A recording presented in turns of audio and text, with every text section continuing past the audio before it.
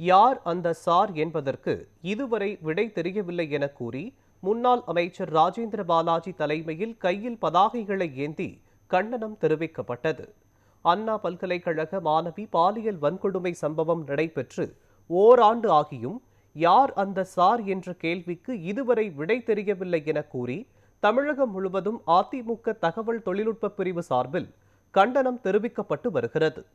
அதன் ஒரு பகுதியாக விருதுநகர் மேற்கு மாவட்ட அதிமுக தகவல் தொழில்நுட்ப பிரிவு சார்பில் ஒரு வருடம் ஆகியும் யார் அந்த சார் என்பதற்கு இதுவரை விடை தெரியவில்லை என கேள்வி எழுப்பி கையில் பதாகைகளை ஏந்தி கண்டனம் தெரிவிக்கப்பட்டது. அதிமுக முன்னாள் அமைச்சரும் விருதுநகர் மேற்கு மாவட்ட செயலாளருமான ராஜேந்திர பாலாஜி தலைமையில் விருதுநகர் மாவட்டம் திருத்தங்கல் பகுதியில் திமுக அரசிற்கு கண்டனம் தெரிவிக்கப்பட்டது.